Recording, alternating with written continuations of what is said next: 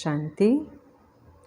आज 26 जुलाई 2021 के महावाक्य हैं।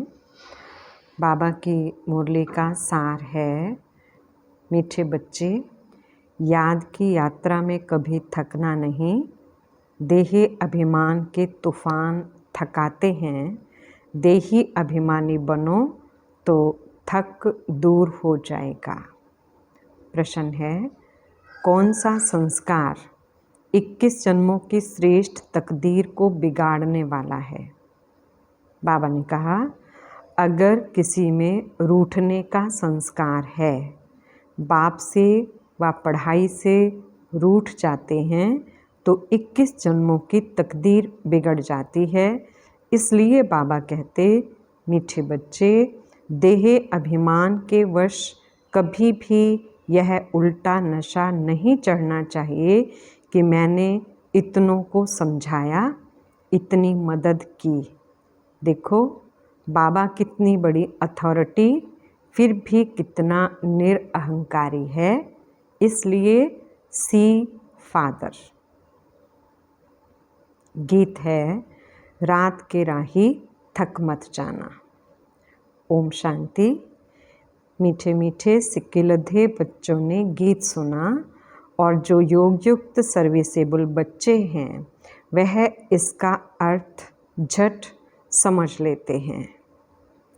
हम रात के राही अर्थात ब्राह्मणों की अब रात पूरी हुई है। भक्ति मार्ग को रात कहा जाता है। आधा कल्प रात का पूरा होता है, हद का भी दिन और रात है। यह फिर ब्राह्मणों का आधा कल्प दिन और आधा कल्प रात होती है। इस समय जबकि बाप आते हैं तो अंधियारा है। प्रभात होने का पहला पूर है, सवेरा हो रहा है। बच्चे जानते हैं। अब बाप कहते हैं, मीठे मीठे बच्चे, याद की यात्रा में थक नहीं जाना। जैसे जिस्मानी यात्रा होती है, आगे पैदल जाते थे, बहुत धीरे धीरे, बीच बीच में मंजिल बनी रहती है। मालूम रहता है हमको फलानी फलानी मंजिल पर ठहरना है। आगे बहुत श्रद्धा से पैदल जाते थे, उसमें बड़ी मेहनत है। अब ये तो बहुत सहज है। इसको कहा जाता है सहज याद व योग। सिर्फ बाप को याद करना है। थकने का मतलब ही है देहे अभिमानी बनना। हाँ, इसमें कोई शक नहीं, माया के विघ्न पड़ेंगे, इसमें थक नहीं जाना है। थक जाने से देह अभिमान आ जाता है। बाप कहते हैं, बच्चे, शरीर निर्वाह के लिए काम तो करना है, उसके लिए छुट्टी है। 8 घंटा शरीर निर्वाह, 8 घंटा आराम, बाकी 8 घंटा इसमें दो। अभी तो पूरा 8 घंटा कोई देते नहीं। अंत में 8 घंटा तक रहेंगे। चार्ट को बढ़ाते रहो। यहाँ जब आकर बैठते हो तो याद दिलाई जाती है, जिसको तुम निष्ठा कहते हो। बाबा की याद में आकर बैठते हो। इसका मतलब ये नहीं कि सिर्फ यहाँ आकर याद में बैठना है। ऐसे बहुत हैं, समझते हैं 5-10 मिनट योग करके उठें, परंतु बाप तो कहते हैं धंधा दौरी करते कहाँ आते जाते हो तो भी तुम योग में रहो। कहाँ गंगा स्नान आदि करने जाते हैं तो राम राम जपते हैं ना। यहाँ तुमको कुछ सिमरना नहीं है, सिर्फ बाप को याद करना है। यहाँ ये बाप बच्चों से बात कर रहे हैं। तुम्हारा कल्याण ही है याद की यात्रा में। इसमें थकना नहीं है। इसमें तूफ़ान बहुत आएंगे। तूफ़ान कोई मिट्टी आदि के नहीं, माया के तूफ़ान आने से बुद्धि का योग टूट जाता है। फिर देह अभिमान में आने से धंधा दौरी बच्चे याद आ जाते हैं। बाप कहते हैं अब तो यह धंधा दौरी आदि सब खलास हो जाने हैं। तुम्हारे बच्चे वारिस बनने ही नहीं हैं, सब खत्म हो जाने हैं। अभी तो वारिस बेहद के बाप के खड़े हैं। हद का वर्षा मुर्दाबाद होना है। साहूकार लोग समझते हैं अब बच्चा बड़ा होगा, शादी करेगा, फिर यह होगा। बाप कहते हैं अभी इतना टाइम नहीं है, इसलिए दुनिया से बिल्कुल मोह हटा दो। यह तो कब्रिस्तान है। धंधा दौरी बच्चों आदि के चिंतन में मरेंगे तो मुफ्त अपनी बर्बादी कर देंगे। शिव बाबा को याद करेंगे तो आबादी बहुत होगी। देही अभिमान में आने से बर्बादी होती है, देही अभिमानी बनने में आबादी होती है। जितना याद करेंगे उतना भविष्य 21 जन्म वर्षा पाएंगे। याद नहीं करेंगे तो बहुत घाटा पड़ जाएगा, वह फिर कल्प कल्पांतर के लिए हो जाएगा। इतनी बड़ी घाटे की बात है, ख्याल करना चाहिए हम पूरा वर्षा कैसे पाएं। धन की भी बहुत लालच नहीं रखनी चाहिए, टू मच में नहीं जाना चाहिए। कोई दिवाला मारते हैं तो बहुत फिक्रात हो जाती है, शिव बाबा को बिल्कुल भूल जाते हैं। फिर दोष रखते हैं कि ज्ञान में आए हैं तब दिवाला मारा है, बीमार हो पड़े हैं। ये कभी नहीं समझना चाहिए। बीमारी आदि होती है, यह तो कर्म भोग है। अच्छा है वे कर्म विनाश हो जाएंगे। धर्मराज के डंडे खाने से तो बीमारी अच्छी है ना। कर्म भोग चुकत करना है। यह तो महारोगी शरीर है, कितनी संभाल की जाती है। चलते चलते खड़े हो जाते हैं, हार्ट फेल हो जाते हैं। ऐसी पुरानी दुनिया को तो बुद्धि से एकदम भूल जाना चाहिए। बच्चे देखते हैं बाप नया घर बना रहे हैं तो पुराने से एकदम दिल हट जाती है। कहते हैं बाबा जल्दी से मकान बनाओ, पुराने मकान में तकलीफ़ बहुत है। तुम भी जानते हो यह पुरानी दुनिया तो बहुत गंदी है। तुम्हारा यह है बेहद का सन्यास। वह सन्यास करते हैं घर बार का, उसको हद का सन्यास कहा जाता है। तुम सन्यास करते हो विकारों का। बाप कहते हैं देह सहित देह के जो भी तुम्हारे संबंध हैं सबको तोड़ मामेकम याद करो। ये दुनिया जो इन आँखों से देखते हो इनको भूल जाओ। अभी तुम्हारी बुद्धि जानती है हम स्वर्ग की राजधानी के लिए पुरुषार्थ कर रहे हैं। ज्ञान का तीसरा नेत्र मिला है। यह सब कब्रिस्तान हो जाना है, इससे प्यार नहीं रखना है। आजकल मनुष्यों के पास पैसे बहुत हैं तो विकार भी तेज हो गए हैं।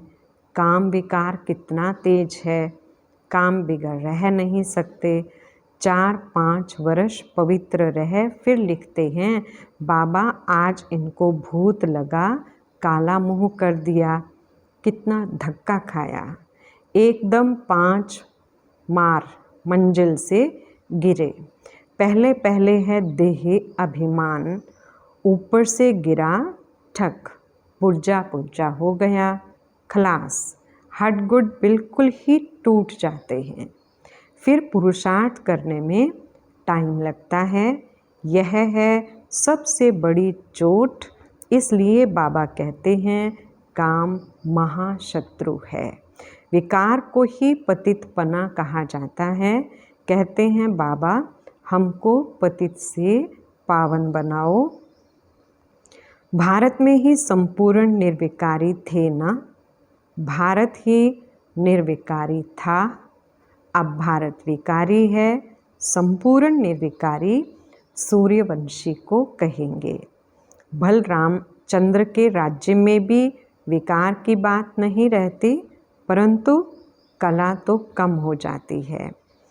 1250 वर्ष कम हो गए तो वह दुनिया की ताकत तो कम हुई ना, इसलिए उनको सतो प्रधान, फिर उनको सतो कहा जाता है। तुम चाहते हो हम मम्मा बाबा को फॉलो कर सूर्यवंशी महाराजा महारानी बने, इसमें तकलीफ़ व खर्चे आदि की तो बात ही नहीं है। इसमें मुख से कुछ बोलना भी नहीं है, सिर्फ याद करना है। इसको ही सहज योग कहा जाता है। इसमें बड़ी मेहनत चाहिए। बाबा के आगे तो सब महारथी हैं, इसमें योग पूरा चाहिए, तब कुछ तीर लगे। योग बल है ना, योग की बहुत कमी है। विघ्न भी योग में बहुत पड़ते हैं। बेहद का बाप मीठे मीठे बच्चों को बैठ समझाते हैं, बाप से व पढ़ाई से कभी रूठना नहीं है। रूठेंगे तो 21 जन्म तकदीर से रूठेंगे। बड़े अच्छे अच्छे बच्चे भी रूठ पड़ते हैं। नशा चढ़ जाता है देह अभिमान का। मैंने इतनों को समझाया है, देह अहंकार आने से ही फिर गिर पड़ते हैं। इसमें अहंकार नहीं आना चाहिए। शिव बाबा को कोई अहंकार है? कितना निरअहंकारी है, और है कितनी बड़ी अथॉरिटी। कहते भी हैं मैं साधारण तन में साधारण घर में आता हूँ, साहूकार के घर में थोड़े ही आता हूँ, तो अब बच्चों को जगाना है। बाबा युक्तियाँ तो बड़ी अच्छी बतलाते रहते हैं, तुम बच्चों की ही देरी है। ड्रामा अनुसार अर्जुन अवस्थाएं जोर नहीं भरी हैं, आगे चल जोर भरेंगी। हम गवर्नमेंट को इत्तला करते हैं कि इतने इतने वर्षों में स्वर्ग की स्थापना हो जाएगी। यह अखबार आदि में मनुष्य पढ़ेंगे तो आकर तुमसे पूछेंगे। थोड़े वर्षों के अंदर स्थापना होगी तो विनाश भी ज़रूर होगा। ढेर आएंगे। यह प्रॉपर्टी आदि थोड़े समय के लिए है। इस प्रॉपर्टी को तुम कोई प्रॉपर्टी थोड़े ही समझते हो। तुम जानते हो यह तो थोड़े रोज के लिए है। यह मकान आदि रहने के लिए बनाए हैं, क्योंकि मधुबन में बहुत बच्चे आते हैं रिफ़्रेश होने के लिए। हेड ऑफिस मधुबन है। आज तुम क्या करते हो, कल क्या करेंगे। यहाँ तपस्या करते हो, फिर दिल्ली वृंदावन आदि में जाकर राज्य करेंगे। हमारा यादगार कैसे खड़ा है, ये अच्छी रीति दिखाना है। जो काम हम अभी कर रहे हैं 5000 वर्ष पहले भी किया था। पहले पहले शिव बाबा के मंदिर बनाते हैं, बाकी दिलवाड़ा मंदिर आदि तो बाद में बने हैं। बुद्धि से काम लेना होता है। दिलवाड़ा मंदिर का भी हिसाब निकाला जाए तो निकल सकता है। पूरा हमारा यादगार है। तुम जानते हो यह स्थापना का यादगार है। तुम मीठे मीठे बच्चों को बहुत खुशी होनी चाहिए। यह सब सर्विस बढ़ाने की युक्तियाँ निकालनी हैं। राम गयो रावण गयो, जिनका बहु परिवार है। रावण का देखो कितना बड़ा परिवार है, राम का कितना छोटा परिवार है। गायन राइट है, परंतु कोई समझ नहीं सकते हैं। बाप बैठ समझाते हैं तो भी निश्चय नहीं बैठता है। शरीर निर्वाह अर्थ भी कर्म तुमको जरूर करना है। हाँ, जो सर्विसेबल बच्चे हैं पांडव, वह तो गवर्नमेंट से पालना ले सकते हैं, उनकी सारी संभाल हमको करनी पड़े। अवस्था बच्चों की ऐसी होनी चाहिए, बाबा की याद में इस दुनिया का सब कुछ भुलाना है। याद की यात्रा में जो पक्का मस्त रहेगा, उनकी अवस्था भी बहुत मजबूत होगी। जैसे कि शिव बाबा की याद में रह तुम शरीर छोड़ते हो। सन्यासी ब्रह्म की याद में शरीर छोड़ते हैं तो भी वायुमंडल में कितना सन्नाटा हो जाता है। बाबा को अनुभव है, मनुष्य मरते हैं तो घर में सन्नाटा हो जाता है। इसमें भी ऐसे होता है। पिछाड़ी में जैसे कि सब कुछ भूल जाते हैं। अब हमको वापस घर जाना है। देहे अभिमान छूटता जाता है। पिछाड़ी में शरीर खुशी से छोड़ना चाहिए, हर्षित मुख। बस हम कहाँ जा रहे हैं? ऐसी अवस्था जब होगी तब विजयमाला में पिरोने लायक बनेंगे। तुम्हारे में शांति की करंट है।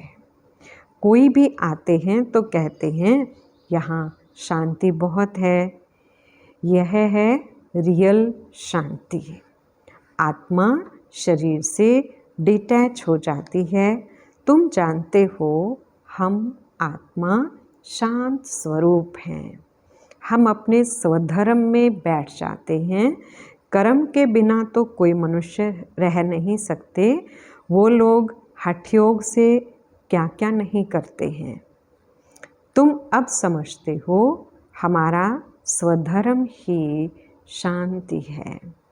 यहाँ हम आए हैं पार्ट बजाने, अब वापस घर जाना है। बाप कहते हैं मुझे याद करो और घर को भी याद करो। बाप को याद करने से वर्षा मिलेगा। बाप कहते हैं मुझे भी घर में याद करो। यहाँ तो मैं टेम्परेरी आता हूँ। तुम्हारी बुद्धि शांति धाम में टिकनी चाहिए, बाबा की याद में। घर का भी वर्षा लेना है ना। वह है आत्माओं का घर। यह है जीव आत्माओं का घर। अपने घर को भी नहीं भूलो, बाप को भी नहीं भूलो। बाप को याद करने से ही पवित्र बन घर चले जाएंगे।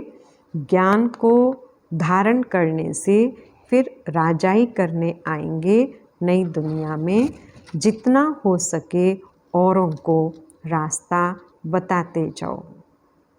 Always see father. हमेशा बाप को देखो। तुम जानते हो बाप ने क्या किया। सब कुछ माताओं को दे दिया। उसने ही डायरेक्शन दिया कि सब कुछ माताओं की सर्विस में लगाओ। एक को देख दूसरों ने फॉलो किया, स्वाहा हो गए। परंतु फिर जब टिक भी सके ना, ड्रामा अनुसार भट्टी भी बननी थी। पाकिस्तान हिंदुस्तान हुआ। तुम्हारी भट्टी पहले शुरू ही हुई पाकिस्तान में। तुमने नदी को क्रॉस किया। शास्त्रों में तो क्या क्या बातें लिख दी हैं, प्रैक्टिकल में तो अब तुम सुनते हो ना। फिर कल बाद तुम ही सुनेंगे। अब बाप कहते हैं हियर नो इविल। धंधा आदि भल करो परंतु हियर नो इविल। बुरा नहीं सुनो। बाप कहते हैं हर बात में श्रीमत लो। बाबा इस हालत में हम क्या करें? तो बाबा सब कुछ बता देंगे। कोई भी बात पूछनी हो तो तुम बाबा के पास आओ। तुम डरते क्यों हो? कदम कदम पर पूछना है। श्रीमत पर चलने से कदम कदम में पदम है।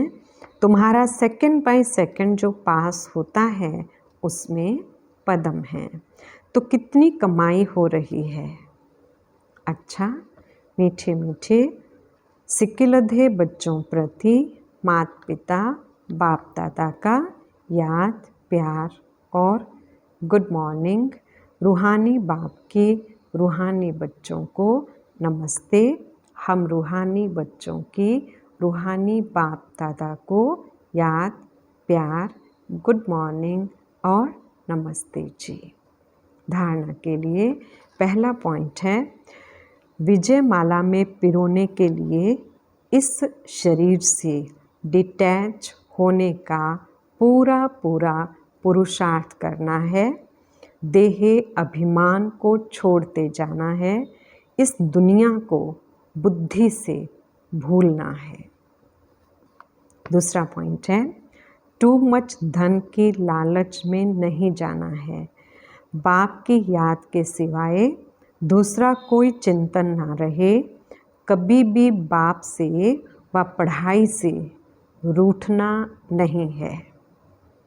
वरदान, परिवर्तन शक्ति द्वारा सर्व की शुक्रिया के पात्र बनने वाले विघ्न जीत भव।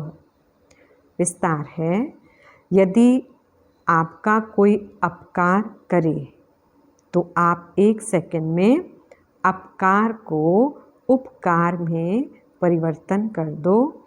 कोई अपने संस्कार स्वभाव के रूप में परीक्षा बनकर सामने आए तो आप एक की स्मृति से ऐसी आत्मा के प्रति भी रहम दिल के श्रेष्ठ संस्कार स्वभाव धारण कर लो। कोई देहधारी दृष्टि से सामने आए तो उनकी दृष्टि को आत्मिक दृष्टि में परिवर्तन कर लो। ऐसे परिवर्तन करने की युक्ति आ जाए तो विघ्न जीत बन जाएंगे। फिर संपर्क में आने वाली सर्व आत्माएं आपका शुक्रिया मानेंगी। स्लोगन, अनुभवों का स्वरूप बन जाओ तो चेहरे से खुशनसीबी की झलक दिखाई देगी। अच्छा, ओम शांति।